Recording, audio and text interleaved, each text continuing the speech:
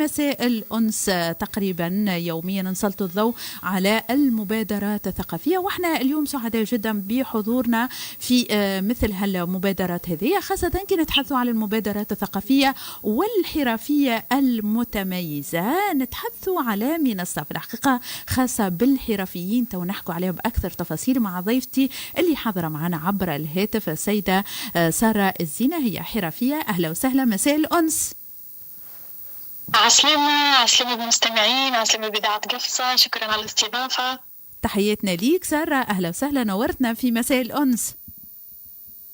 أنا تنورت بكم وتنورت بأهل الجنوب الكل، وفرحانة أنا أول مرة نشارك في إذاعة قفصة، وفرحانة ياسر. مرحبا بطبيعة، واحنا فرحانين برشا.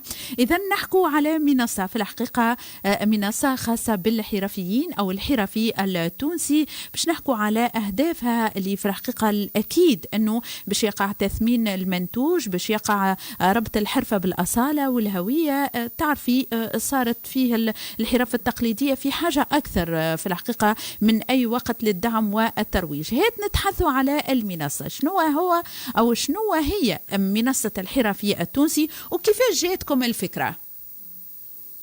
يعطيك الصحة.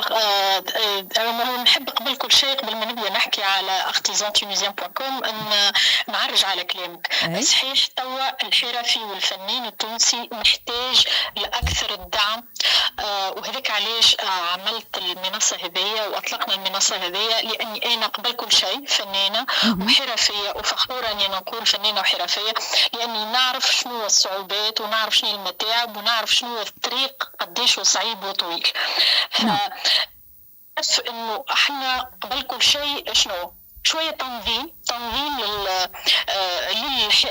للميدان هذايا. أيوة. باش نخليوش كل حرفي كل فنان وحده في ثنيته، ما يلقى حد، ما يعرف حد، ما يسمع به حد، ولا مضطر انه هو يدفع الفلوس باش يشارك في المعارض.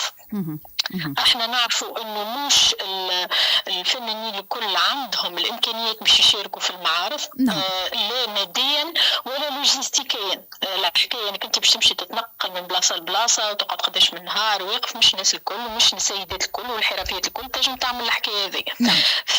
فنلقاو غالبا الفنان والحرفي يخدم عام 2 3 ويبطل، وإلا اللي عنده يخدم في الحرف القديمة التقليدية معناتها قلبي يوجعني كي نسمع انه بالسيف يكمل الشهر ولا ما عندوش مدخول قار.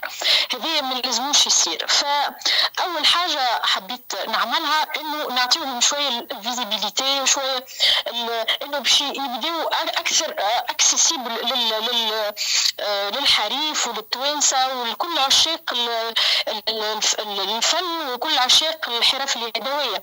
نعم.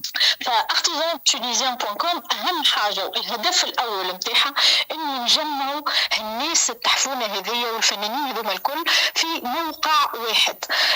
كي يبداو ملمومين في بلاصة واحدة يولي من السهل وتصنيفهم بالطبيعة. كي يبداو موجودين يتصنفوا على أكثر من 50 كاتيجوري، 50 فئة موجودة في الموقع، فيكون من السهل إنك تلقاهم أنت كحريف. وهي الهدف الأول. الهدف الثاني يعني هي artisan tunisien هي موقع كأنه دليل الهاتف، هو دليل الهاتف أما متاع الفنانين الحرفيين كما لي باج جون متاع قبل. فالدليل الهاتف هذايا، لكن الحاجة المتميزة اللي زايدة فيه بما أنه احنا نحكيو على الحرف اليدوية، ففيه جاليري كل واحد عنده الفيترينا نتاعو اللي ينجم يعرض فيها خدمته ويحط تصاوره وهكيكا. الحريف كي يبدا متعدي ويعمل ريشيرش يلقى الحاجه تعجبه، يبدا عنده فكره على الصنعه والخدمه نتاع الفنان. لانه كما تعرف انت برشا يعملوا طريزة، برشا يعملوا قفف، برشا يعملوا جبيب، أما مش الكل بنفس الطريقة، بنفس التقنية، بنفس المواد. فالمهم يسرق الصورة باش نعطيه الرغبة للحريف باش يتنقل للحرفي. فالخطوة الثانية الهدف متاع الموقع إنه هو ماهوش وسيط، يعني احنا ما نبيعوش للحرفيين. هو كل حرفي كي يعمل الانسكريبسيون بتاعه ويحط خدمته ويحط تصاوره، الحريف كي يلقى الخدمة يتصل به مباشرة. مش صحيت هذيك هو. فيلقى كي يدخل في صفحه ورك يلقى العنوان، نمرو التليفون، باج فيسبوك، الانستغرام، تصاور والمعلومات على الليفريزون، اذا يعمل ليفريزون في تونس في الخارج بقداش وين. المعلومات هذه الكل يلقاها في صفحه برك، مش مضطر باش يقعد يلوج على الانستغرام وفيسبوك ولا يبعث له ويقعد يسال وكل شيء. هذيك متعب جدا، وهذيك ديما يصعب على الحريف المعلومه. كي نصعبوا عليه المعلومه يولي ما عادش يتنقل. فنعطيه الرغبه انه يمشي للحرفي ولا يتصل به ويبعث له يتفاهموا بينه وبينهم، احنا ما ندخلوش. فهذيك هو الهدف. واحنا فخورين ان احنا نطلقوا اول دليل هاتف للفنانين والحرفيين. واضح. هات نقدموا شوية تقريبا معناها بالطريقة هذه ينجم يستفيد الحرفي التونسي من المنصة. ولكن يقول قيل المنصة في حد ذاتها كيفاش تنجم تساهم في تثمين الحرفة التونسية بصفة عامة وحماية التراث التونسي، كيفاش تنجم تحميه وتثمنه أكثر؟ أنا كي نعطي طريقة ولا نسهل مورد الرزق نتاع الحرفي بدرجة أولى. نعم نعم صحيح هكا. ولا كي أنا نحكي مع عندي توا تقريبا 5-6 حرفيين حكيت معاهم الأسبوع هذايا، قالوا لي احنا كنا باش نبطلوا بصراحه. معناتها فما واحده تعرفت عليها قالت لي انا قررت باش نبطل، لكن الحقيقه كي جيتني انت وحكيت لي على الموقع هذايا انا والله سما دوني اونفي اني انا باش نقول هو عندي طريقه اني قالت لي خاطر انا ما عادش نجم نشارك في المعارض، انا كبرت في العمر وكل شيء. فانا كي نعطي الحل ونعطيها الوسيله والطريقه نتاع التسويق والترويج ونحلوا لهم شويه الباب هذا، بالطبيعه هي باش تقعد تخدم على روحها. معناتها احنا نعاونوا فيهم، قاعدين نحلوا لهم في البيبان. احنا كي نجمعوهم وتولي فما كونكورونس وفما نشاط وفما ان اكتيفيتي هذيا نتاع فما بيع وشراء وناس تجيهم ويبدا هو يخدم في الاتولي نتاعو ويبدا يعرف انه فما شكون باش يتصل بيه من غير ما يقعد يجري هو على الحريف وكل شيء، لانه الموقع فيه العديد من الزوار. يعني احنا اطلقنا الموقع من 3 أشهر تقريبا، وعندنا تقريبا اكثر من 10,000 زائر في الاسبوع. يعني ما يجيهوش هو 10,000 هذايا في معرض. احنا نحب نقول لهم الحرفيين اللي طوى وقت ان احنا نتنقلوا ونستعملوا الانترنت بطريقه ذكيه، مش فقط للانستغرام والفيسبوك. الموقع يخلي الريسيرش اكسيسيبل وانت تخدم على روحك ومن دارك ومن بلاستيك. اي هذا هو، وانت مرتاح في بلاستيك، ما غير تنقل وما غير مصاريف وما غير تكاليف. تو برشا انا ناكد لك برشا حرفيين قاعدين يسمعوا فينا، والاكيد معناها الحديث هذايا جذبهم واكيد معناها انتبهوا له. كيفاش نجموا نعاونوا الحرفيين خاصه الشبان اللي حابين يدخلوا للمجال هذايا وللمنصه هذيا، وربما شنية معناها كيفاش ينجموا يستفيدوا اكثر، كيفاش ينجموا ينجحوا اكثر من خلال المنصه هذه؟ شنو تنصحهم، شنو ينجموا يقدموا؟ احنا ديجا المنصه ما تقدمش معناتها اللي بيننا وما بين معناتها اللي بين الحرفي والمنصه مش فقط انترنت. احنا فما علاقه انسانيه، احنا نتصل بهم نعاونوهم ننصحوهم. انا غالبا من اغلب الحرفيين ماهوش مرتاحين في حكايه مع الانترنت، يعني تسجيل يلقى فيه صعوبه كل شيء.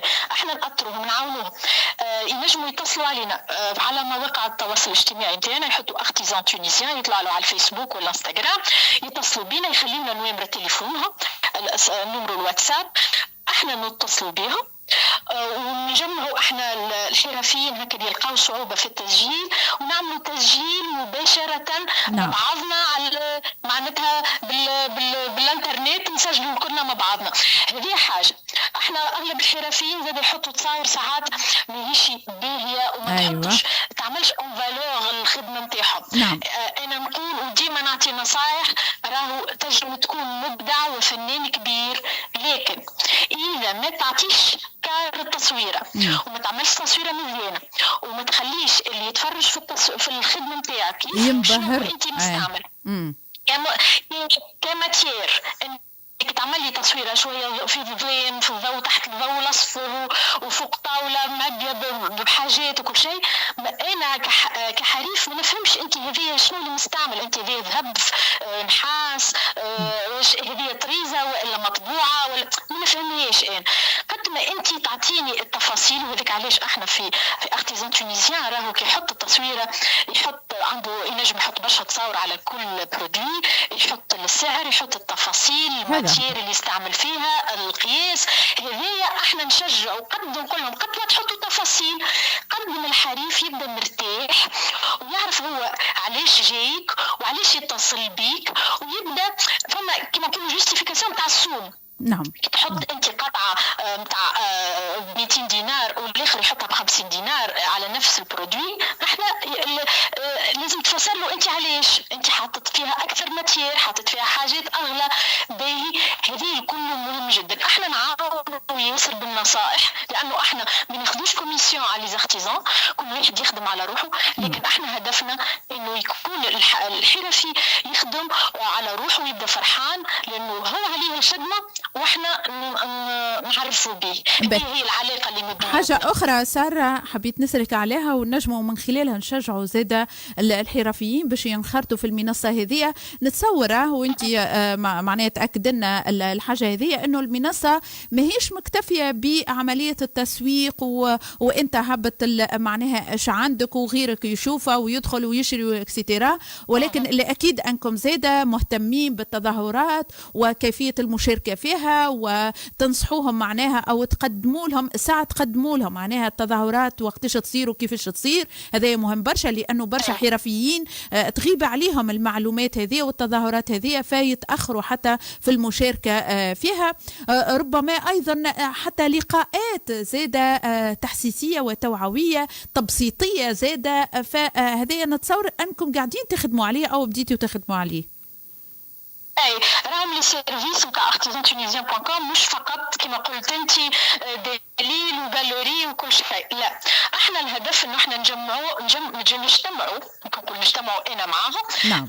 في كوميونيتي مع بعضنا، كوميونيتي سوليدير قويه اللي هي ثم مساعدة. شنو معناتها؟ أنا ننشر تقريبا دائما ننشر على الصفحات متاعنا كل حاجة تتعلق بالحرف اليدويه والاختزانات في تونس وفي العالم. اي ايفينمون معناتها ديما هذيك تولي عندهم اون سورس دانفورماسيون، سواء حتى على السيت ويب راهو artisantunisien.com عندنا روبريك ايفينمون يدخل يشوف. واحنا زاده نشاركوا زاده في دي ايفينمون يعطيونا، لكن الحاجه اللي انا فخوره بها وان شاء الله ما تتبدلش وما ظهريش باش تتبدل، احنا الهدف مش نعمل كوميرس نتاع الاختزان. احنا كي خذينا في لي زوتر ايفينمون ان اسباس، احنا نعطيو ستاند غراتويتمون. نعم. والا فقط بمشاركه رمزيه. كيف لانه الهدف احنا نحبوهم يخدموا. احنا كي ما ناخذوش احنا الاسباس ناخذوه بلاش، فما عندناش ان لي زارتيزون. ان الهدف هذاك نحب انه هما يتنشطوا. نعم. نقول لهم راهو المعارض باهيين، اما ساعه مش ديما. انا ما نشجعش على المعارض اللي انا نعرف انها مكلفه جدا. باهي ساعه الكونتاكت مع الكليون مهم باش انت تعرف لي روتور وتسمع تزيد تتنشط باهي، وفما حركيه تبدا تخلق هكا شويه حركيه باهي. لكن ماهيش ديما لازم الحرفي يخدم طول العام. المعارض ماهيش طول العام، تنجمش تشارك اكثر في ثلاثة 4 ماكسيموم واذا عندك الامكانيات. اي اما في نفس الوقت ساره، اي مو في نفس الوقت زاد ما نجمش نخدم عام كامل ونحضر ونصنع ونخدم وغيره، معناها نحضر انا كل ما عندي معناها ونبدع، ومن بعد ما نخرجوش ما نروجوش ما يتشافش. ففي الحالتين احنا لازمتنا المعارض كما لازمتنا الخدمه. اي هي راهو كما ذيك هي قلت لك باش نرجعوا نبدلوا العقل. العقلية دي. نعم. لا الصوت متقطع شويه. ساره كان فما امكانيه تغير المكان اللي انت موجوده فيه؟ حاول غير البلاصه اللي انت موجوده فيها حتى الصوت ما يتقطعش اكثر من هكا. انا بحث انا بحث مريق باهي واضح. اي واضح واضح. اي هي شويه تحب لها شويه وقت. نعم. تتبدل العقليه مع اخر نتاع حرفيين، واعطيني الفرصه، اعطيني كما نقولوا شو الباب باش انا نخدم على طول العام من غير ما نشارك في حتى معرض. لانه العبيد اللي تدخل على الانترنت وتشري، وهذه توا طريقه جديده وحديثه صح. هي هذيك التعاون. فنقول له انا الحرفي يخدم ويحضر السلعه نتاعو ويعمل في الاتوليه نتاعو حاجات وكل شيء، ويبدا يعمل مثلا نجم يشارك في معرض ولا حاجه، اما هذا ما يمنعش انه لازم يكون عنده مدخول قار، لازم يعرف تقريبا كل اسبوع قداش يخرج، لانه فما كليانات تتصل بيه تعمل فما دي كوموند يجيو حاجات، ما يقعدش معناتها عايش معناتها كما نقولوا احنا هكا في كافيرن يخدم واللي يشارك في المعرض، واللي ما عندوش امكانيات باش يشارك في المعرض كيفاش نعملوا؟ هذيك هي المشكله. دونك الحاجه الاخرى احنا تو باش نحلوا الفراغ. الفورم هذايا اللي باش تحل على الموقع سي ان اسباس ديشانج، معناتها الحرفي اللي يلوج على حاجه ولا حتى الكليون مثلا غالبا في لي جروب على الانترنت يجي واحد يقول لك انا باش نعمل ديكوراسيون للمطعم نتاعي ولا لداري ومستحق كذا وكذا وكذا وكذا، معناتها يحل كانه ابل دوفر، كانه يفتح الباب وكل شيء. فهذا نحلوا الباب هذا للحرفيين باش ينجم يعرف، فاذا ما يبداش موجود في الموقع ما ينجمش يسمع بهم الحاجات هذوما. علاش نقول لهم نجتمعوا ككوميونيتي. والعديد عندنا بوكو سيرفيس معناتها نعملوهم باش نعاونوا الحرفيين باش يبداو عندهم ديما سورس بركه ومنطقه بركه يدخل لها يحط خدمته ويبدا عنده المعلومات الكل. واضح. ان شاء الله بالتوفيق ليكم. طبعا دعوه موجهه لكل الحرفيين والحرفيات، احنا عندنا برشا في الحقيقه في قفصه سورتو توزر قبلي الكل القصريين سيدي بوسيد اللي قاعدين يسمعوا فينا، انكم تشوفوا المنصه هذه وتعملوا طلع عليها. عاود ذكرنا ساره بالعنوان بالضبط، عنوان المنصه. وسيله معلومه سامحني في معلومه اخرى لازم نقولها، خاطر التو اللي يسمعوا فينا يقول لك هذا الكل بقداش بلاش. ما تخافوش، راهو الموقع اشتراك مش كوميسيون، اشتراك واشتراك سنوي. الاشتراك هذا ب 120 دينار في العام، يعني تقريبا 10,000 في الشهر اللي باش تخلص البلاتفورم ولا وتوسكي انفورماتيك وكل شيء، اللي هي معناتها سعر رمزي ياسر. ما تخافوش، وزيد العام الاول نعطيكم 14 شهر. وانا علاش سعيده جدا اني نتكلم في اذاعه القفصه باش نقول لهم رانا تقريبا ما عندناش حرفيين من الجنوب في الموقع. انا نلوج على الحرف التقليديه، لازم تكونوا موجودين، لازمكم تبداو ظاهرين معانا. نعم. معناتها انا مستعده، معناتها في جنب روحي وكل الفريق يتصلوا ويحطوا لنا نمر التليفون، اللي يعملوا الزربيه، اللي يعملوا الحلفه، اللي يعملوا الحصيره، اللي يعملوا القفاف، كلكم كل شيء عندنا.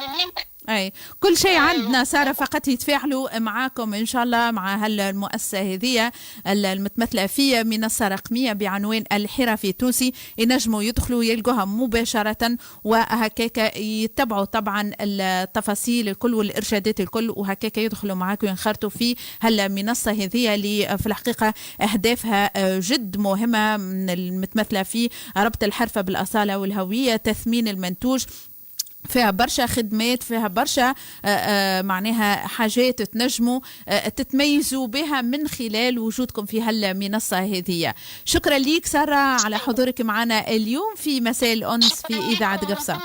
مرحبا بكم في artisantunisien.com. ميرسي بوكو. أهلا وسهلا، نورتنا. شكرا ليك على حضورك معنا. إذا الدعوة مفتوحة لكم مستمعينا حتى تكونوا حاضرين في هذه المنصة وتنخرطوا فيها كما ذكرنا، مهمة برشا. واحنا جهاتنا خاصه كما اكدت السيده ساره انه عندنا في الحقيقه وقاعدين تحضروا في التظاهرات، في المهرجانات، في المعارض، في الصالونات، ولكن ما فيها بأس تنخرطوا في مثل هالمنصات هذه، راهي زيادة الخير خيرين. يلا تفضل راضي.